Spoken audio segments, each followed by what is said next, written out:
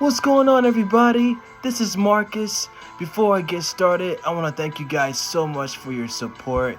It really means a lot to me, and I love you guys so much. For those who are new to my channel, and for those who are seeing it for the first time, make sure you like this video, share this video, subscribe to my channel, and make sure you hit that bell to enable notifications whenever I drop a video, and we're going to always keep this thing rolling. So, let's talk about Ms. Marvel Episode 3. So we're going to do an Easter egg breakdown, a lot of stuff to cover, especially since the 10 rings have already been mentioned as well. So of course, there's some significance and comparisons with the 10 rings, especially with the bands that Kamala wears as well. So of course, the 10 rings is a terrorist organization that was mentioned, and they first appeared in the first Iron Man movie as well. And speaking of Iron Man, I'm actually wearing my Tony Stark hoodie, so you guys have already seen me wear my Avengers Endgame hoodie as well. So like I said, me being a huge fan of Marvel Comics, I rock the Marvel gear all the time, so gotta represent, you know. But yeah, so besides that point of view, we're gonna go ahead and get to the rest of the Easter eggs breakdown. So I got Eric Voss of New Rock Stars right here, so without further ado, let's get right into it. Welcome back to New Rock Stars. I'm Eric Voss, and this is a breakdown of Ms. Marvel Episode 3, which gives Kamala 10 rings problems in a J1. I don't know if that made sense, but let's break down this episode shot by shot for all the Marvel This is a Gen 1. details you might have missed, because there is so much to explain from the opening minutes of this episode. Also, announcement that you can see New Rock Stars live in Austin, Texas on Saturday, July 2nd as part of RTX, that's Rooster Teeth's podcast festival. For discounted tickets, click the link in the description. Use the code New Rock Stars, all one word. It's going to be a lot of fun. We hope to see you there. Don't miss it. We open in British-occupied India in 1942, making this a few years before the partition mentioned last episode. That's when the British left India by dividing it into India and Pakistan, resulting in devastating civil partition unrest. of India. We find ourselves in a cave containing various ancient relics. Digging through this rubble is Najma, Faria, Salim, and Kamala's long-lost great-grandmother Aisha. I found the bangle. Should we be concerned it's on a severed arm? You heard what that man from the temple said. He said we would need two. So where's the other one? I told you. The British have probably looted this place twice over by now. And as the British Army realizes their intrusion, they burn down this location. We get this overhead shot revealing the floor is carved with the symbol of the 10 rings. Oh boy! But really the key detail here is that they find this bangle on a severed blue arm, which indicates to us that it may be Kree. Kree are humanoid extraterrestrials in the Marvel Cinematic Universe, many of whom are blue-skinned. Kree being the society that Carol Danvers ended up with, and Captain Marvel, most of them are imperialist pricks. Kree technology is partially the source of Carol Danvers' power-up. There's a Lightspeed engine powered by the Tesseract, the Space Stone, followed by a bit of Kree transfusion. It was the Kree who invented the Terrigen Mist, the process that creates Inhumans, and what gave Kamala her powers in the comics. So this 10 Rings logo might mark this as a location when Wu discovered the 10 Rings. In the comics, the 10 Rings are alien McLuhan technology discovered by the Mandarin in the wreckage of a McLuhan different ship. elemental properties too. Hints at where Wen Wu found these rings. 有人说他的十环是火山口里捡来的，还有人说是墓穴里盗来的。他们给了他神一般的力量，也赋予了他长生不老的魔法。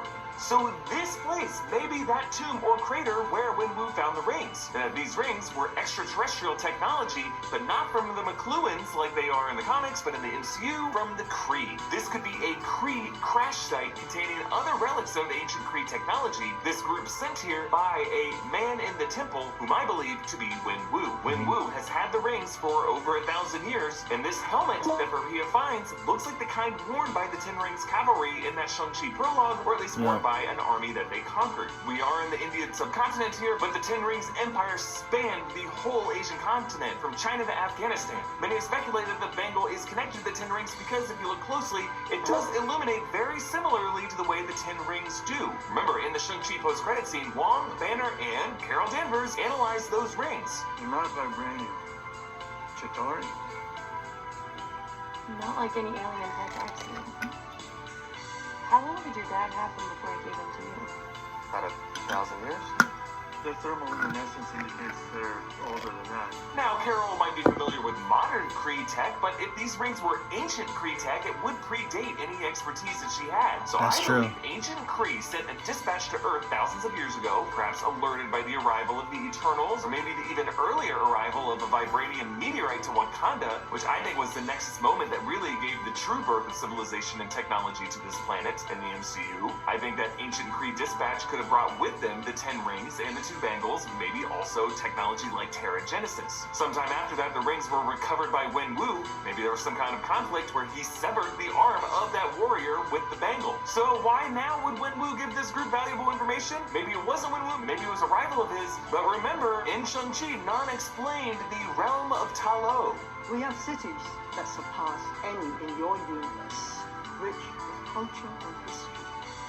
Thousands of years ago, all of our people lived in peace and prosperity until the attack of the Dweller in Darkness. So this implies that the Dweller of Darkness must have come from some dimension beyond Ta Lo, as these folks are interdimensional beings from beyond. Wenwu might have made a deal with these devils for him to eat the 10 rings so that they could take the bangles. Now, the most important detail from that post-credit scene was that the 10 rings were released as some kind of pulsing beacon that was summoning something or someone. Now, I think it will be revealed to be the Kree as the rightful owners of this technology, this being a very important relic to their culture, and with Secret Invasion coming up, I think we're going to learn about the Kree Skrull Shadow War. Yep, the Kree Skrull War. And that's going to erupt into an all-out cosmic war in which Carol, Kamala, and Monica are going to have to defend Earth from a Kree invasion. I think that is going to be the plotline of the Marvels next year. So that's going to be pretty awesome, too. So we'll definitely see a triple threat between Carol Danvers, Monica Rambeau, and Kamala Khan at the same time. They're all going to team up,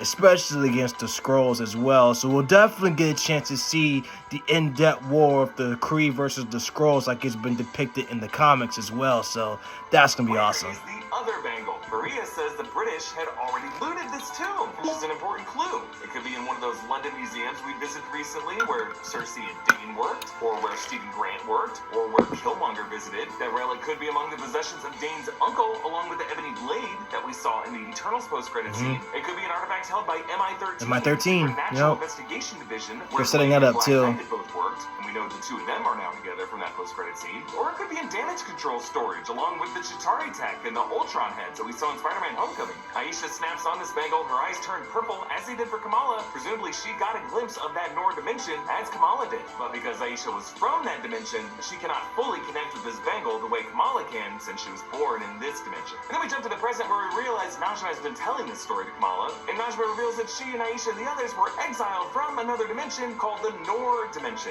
Nor meaning light. And they all have some degree of Nor in them, but in lesser quantities, still slowing down their aging. However, Kamran is 17 years old, so don't worry, no one's going to jail. Well, he doesn't go to jail, except for the Najma oh my gosh. Help Kamala unlock her Nor, and maybe someday something will help Kamran unlock his, hinting that he will probably power up into his blue bioluminescent inhuman form from the comics. Then we meet the last one of their group, who's only hinted at in the opening scene. His name is Adam. Don't mind him. We've been around for 100 years, and he picks the stupidest parts of humanity to be obsessed with. His name being Adam is significant, as when they argue off screen, the captions show he says this is his house. He's more confident than the others, and there might be some significance to that because Najma says, In our home dimension, the Noor dimension, we're known as clandestines. That's what we are. We've been called Ajnabi, Majnun, unseen. The list goes on. But what we're most commonly known as is jinn. I'm sorry, did you just say Jin? okay, wow. So the term jinn was actually mentioned back in episode 1. Right. Tell Bruno the Zuzu is possessed by evil jinn. He needs to fix it.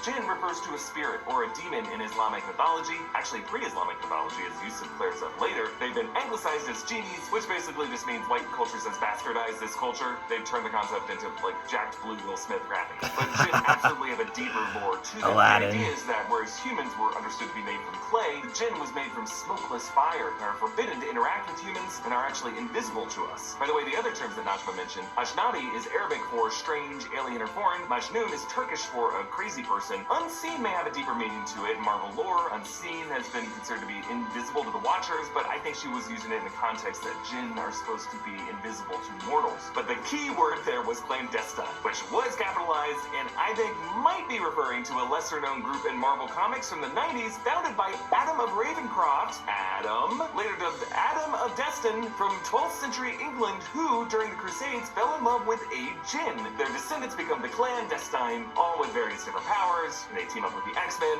And don't feel bad if you don't know they existed because they were never popular. I guarantee you, even the nerdiest Marvel fan who watched this episode today had to do a bit of Googling to figure out who these guys were. Yeah, I actually had to do the same research too. Clandestine, like, I've been a Marvel fan my whole life, so it's like I've never even actually read any issues about the clandestines. As a matter of fact, with the family tree being the way that it is, it kind of gives me JoJo's Bizarre Adventure vibes, because the Joestar family, which is basically what the series is about, the generations of Joestars, that's kind of like what I get from the clandestines too. So it's kind of interesting they actually brought that up in the MCU too. So that's pretty wicked.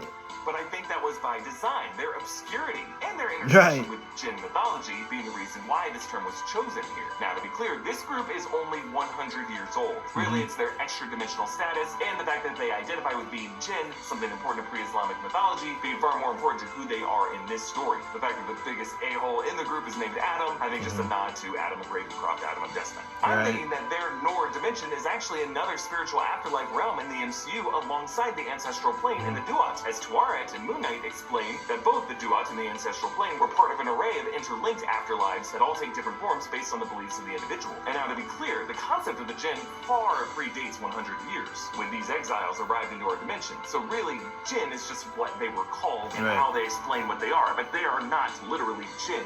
And it remains a mystery why they were exiled and what it says about that dimension that authorities there exile souls from that realm and leave us with them. What I love most about all this is that it is grounding the mythology of Kamala Khan and the whole Khan family and her powers in faith. That seems to be a thematic undercurrent of Phase 4, with stories like Thor, Love and Thunder, Eternals, Moon Knight, and soon Black Panther Wakanda Forever, all exploring the theme of how for many of these characters, being a superhero is deeply intertwined with their spiritual beliefs. And I think this is awesome, because the MCU may be about to establish that all paranormal folklore beings in this world, vampires, ghosts, demons, werewolves, Bigfoots, chupacabras, musks, are exiles from Musk. other spiritual Elon realms, Musk. other dimensions. And assuming one Elon of those dimensions Musk. is hell, because we got a pretty good look at that in Doctor Strange's Multiverse of Madness, you know what that means. Yeah, because like as we mentioned before, Eric is a big Mephisto fan. Honestly, it'd be pretty cool to actually see Mephisto in the MCU. So, of course, Peter Fonda actually reprised. Well, he actually played Mephisto in the Ghost Rider movie as well. So, but to see him in the MCU, especially the character, would be pretty cool. So, we'll probably get that, especially since they're actually exploring more paranormal characters for sure. Kamala's notepad drawing showing Captain Marvel with a heart on her chest, Iron Man with a heart on his chest, and Palm Repulsor, Hulk, The Hulk, and this Iron Man. sexy dude going, oh hi. Another is cut paper with KK labeled on the scissors, and then another is a drawing of Kamala totally. I caught that too. Also, a quick reminder that the best way to support new rock stars Kamala is falling for Cameron in the intro. Yeah, that was a good art right there. They had an option to write and custom shout out for our Ms. Marvel after shows. Kamala tries to explain this all to Bruno. And tonic? Solid joke, I love it. The books on Bruno's shelf include Mechanical Behavior of Materials, Turning the Wheel, Hacking Darwin, How to Manage Your Mother, How the Mind Works, Mr. Monster, and on top of an issue of Popular Science, Kamala asks, Do you know anything about interdimensional travel off the top of your head, specifically the Nor dimension? That's N-O-O. Actually, no, that reminds me of a paper I read. I think it's by Dr. Eric Selvig. Perfect. Eric Selvig. Eric Selvig, Thor and Jane Foster's Thor and Jane's astrophysicist friend. Age of Ultron, and now, based on the in-flight movies and Spider-Man Far From Home, something of a Neil deGrasse Tyson figure in the MCU. There's a comparison of Neil deGrasse Tyson. That TikTok post from a guy named Miguel with hashtags including Mosque Save, Girl on Roof, Nightlight, and Jersey City Hero. DODC agent Deaver's license plate is 0102EE. In WandaVision, Wanda and Vision's license plate, when they first drove into Westview in episode 1, was 0102. She struts into the mosque, her shoes making hard thuds on that carpeting. Just so rude of her and these agents to enter with their shoes on. Nakia tells them to get a warrant. Not too bad, dude. Moss board member. Perspective. member, but I feel good about our polling. Yeah, there is a lot of ADR in this episode. That's where they bring in actors afterwards to dub in audio that they just kind of layer in post-production. And by the way, they do that all the time in movies and TV shows. Usually it's very subtle, but this one was totally my favorite. Nakia's political rival wanting to make sure all the votes were counted. A detail that I love because if you think about it, Kamala's rescue in the Eid festival when they campaigned was the day before. So when was this election held? During the festival? This morning at the meeting? How many people voted? How long were the polls open? I mean, this guy is totally right to demand some election security here. Kamala watches a TikTok video on her desktop? That's weird. The comments include a bunch of little Easter eggs, including one from Queen Zaynaya. She could save me anytime. One from Royal Ruby. Nightlight saves people left Queen and right. Zendaya. The Could real be a call Euro for King Zendaya saying, too. Captain Marvel wannabe. Now I assume this is actually Najee, the Euro vendor. Humming Drizzle replies to him saying, yeah, she can't even fly. Euro King also comments, I don't know what everyone is so hyped about. She broke the kid's leg. But then beneath that, GWW, not the bridge, defends her saying she saved him, he would have fallen without her. Now, GWW could refer to Ms. Marvel co-creator G. Willow Wilson, or maybe the guidance counselor Mr. Wilson named after her. And then there's a comment from Fizan the Man, and the real Zoe Zimmer. Oh, Zoe, you always just gotta be where it's happening, don't you? Outside the party, Kamala has this heart-to-heart with her sheep, who advises, Good. It's not a thing you are, Kamala. It's a thing you do. It's a thing you do. yes, reminding Kamala that her status as a great-granddaughter of a clandestine is really irrelevant. It's her own choices now that define her. We see Bruno has given Kamala a superhero mask, and he put it in a shoebox. You look at the side of that shoebox, it is size 13 men. Damn, Bruno! In the Circle Q, Bruno studies Yeah, he's got, like, paper huge on his feet, laptop, man. and you can see an Einstein-Rosen bridge illustration, aka a wormhole, and he refers to the events of New York City in 2012, aka the Battle of New York, something he was very involved with, considering Loki used a Mind Stone on him. There's also some language asking if we should leave this dimension or not. Dr. Selvig doing the work that soon characters like Reed Richards and Kang will be building on. Yusuf drops in for a Hostess fruit pie, which is a classic Marvel Comics deep cut for when like Spider-Man or the Avengers would randomly plug Hostess fruit pies in panels. A very forced and cringy thing that Marvel Comics used to do, as Yusuf hints Yeah, at with Hostess this fruit metal pies. line. Those are cool though. Something about their syntheticness. I just can't resist it. Yusuf translates some Urdu text about the Jinn. Legend tells of a group of hidden jinn, exiled from their home world and damned to live out their days trapped in our own. They move in shadows, searching for the key that will help them get home. But to unlock such an ancient barrier will require a primordial power. Later with Bruno, Kamala wears an Iron Man shirt and rubs her knee, telling us that her Noor doesn't necessarily give her rapid healing powers. Bruno tells her that they need the energy the size of the sun to open a portal through dimensions, which could wreak havoc on this dimension. Kamala says, Carol Danvers went away. She punched a hole in space and time and she helped them now. Carol Danvers would be reckless. Maybe it's not such a bad thing that we're not.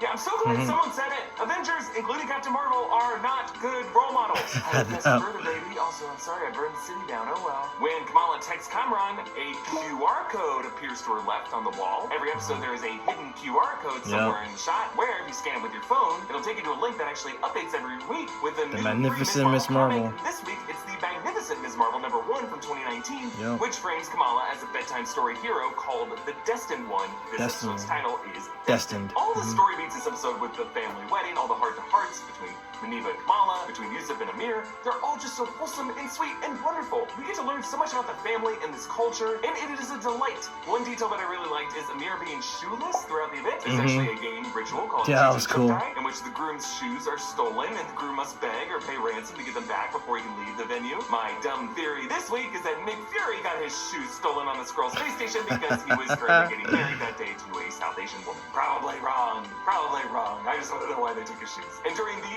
amazing dance sequences, Leo knows the nephew is wearing the padded Hulk outfit that Manita stitched for Kamala and Yusuf in episode 1. Big Hulk, little Hulk. That was funny in episode 1. Calling back the family's love of the New Jersey Prince in the past episode. Kamran shows up to warn Kamala, but also to screw over Bruno. He knows his name isn't Brian. There's legitimate jealousy there. And as I mentioned before, some of his lines here were definitely... Because Bruno likes Kamala too.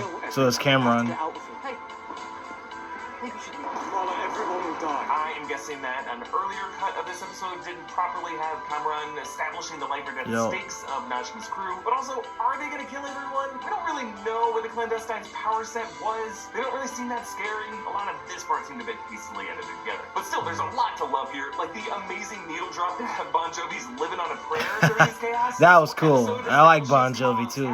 As grounded in her Brown spiritual Jovi. beliefs, she was literally living on a prayer. Now, at first, I actually thought Brown Jovi kept playing through this, which would be nuts, but you can see them running off in the chaos. But still, that means they set their break music to continue to play. And those break tracks are all Bon Jovi songs, which is also really funny. Another little detail here, after worrying about not having enough money in his bank account, during his panic, Amir smartly goes for the cash and grabs it off the plate. The clandestines turn out to be a real bunch of a-holes. Adam straight up punches a cook who wasn't even in his way. Absolutely not. She's like, absolutely not. Extra. Give her a spin-off. There are some goofy signs posted throughout this kitchen, like on the dry erase board, 63 days without incident? How bad was that incident where they had to keep track of their days without one? 63 days? Sign on the walk-in cooler that 63 says, "Please do not days. enter this cooler unless you specifically need something in here. This cooler is to remain locked at all times." Wow. Whoa, yikes. I assume they also need to put a sign that says, "Also please refrain from saying the words longing rusted furnace daybreak because we keep winter soldiers frozen in here." What the hell? Winter Soldier reference. Kazima will call those keywords to let Winter Soldier snaps. Like poor Bucky. They punch her Nora shield. Adam taps a chest pendant, transforming it into a melee weapon. But that shot is so dimly lit that we can't really make out this transfiguration. Maria just shows up with a spear. Salim turns his belt into this whip-like blade. I think this is actually a bendable blade called Narumi. Kamran and Najma both have weapons. Never We don't heard really of that see before. Where they tap them from. I mean, hey, it wouldn't be Disney Plus without a mid-season moment, right? Especially this feels a little lame when they can all get taken out by DODC Hulk Sonic cannons and then get arrested like Scooby-Doo villains. I mean, no offense to these clandestines, I just don't blame the Nor Dimension for being like, we're good. Right. Yeah. We do get a cool moment where Kamala's Nor light Embiggens her fist to punch Celine and save Bruno, and then her arm That was stretches cool. to clear the room. Embiggens. A very important moment where Najma grabs Kamala's bangle and a portal opens showing the train with Karachi on it. It is a steam engine train, something from the 40s. I am thinking the clandestines betrayed Aisha by pushing her in front of that train after Aisha refused to disclose that she gave that bangle to Sana. Nakia realizes Kamala is that nightlight hero she's been mad at, and she completely savages Bruno. Naki will take care of it. No, just go. Kamala refuses to admit to her family that she did pull the fire alarm and ruin the wedding, and then her nanny, Sana, calls telling Kamala that she and Muniba need to come to Karachi ASAP. Did you see the train, Beta? You have to come to Karachi. And that is where we will go next episode, where we will likely meet the Red Dagger, or who knows, at this rate, maybe we'll meet Blade. I have no idea where this show is going, and I kind of love that. Hey, if you live in the San Francisco Me Bay, too. I'm definitely loving where Miss Marvel's going right now. So I'm definitely looking forward to episode 4 where they're going to go with this too. So yeah, so it's gonna be incredible. So but yeah, like a lot of good references, especially with the 10 rings. That was actually pretty cool. But the clandestines, I gotta actually see if they actually have any comic books at my comic store or comic stores around the city to see if they actually have like the clandestine comics, because that was a new one for me. So I had no idea it was a thing, and I'm the nerdiest of nerds too. So, but it was cool they actually name dropped them too. So, but like I said, I'm actually excited to see where episode 4 is going. So let me know what you guys think in the comments down below, because I'm definitely going to do a review for episode 4 and an episode breakdown as well, and an Easter egg breakdown as well. So let me know what you guys think. I'm definitely enjoying Miss Marvel, definitely one of my favorite shows for sure. And of course, I love the comics as well. Love Miss Marvel. I mean, Kamala Khan's the best. So definitely one of my favorite heroes as well. So Iman Vellani and the rest of the cast are doing an amazing job. So keep up the good work, guys. Shout out to all the cast members there in the MCU Marvel Studios. So, yep. So, let me know what you guys think. Comment down below. I love you guys so much. You know what to do. Like and subscribe. Thank you to new rock stars and the rest of you guys as well. Thank y'all so much. I'll catch you guys in the next one.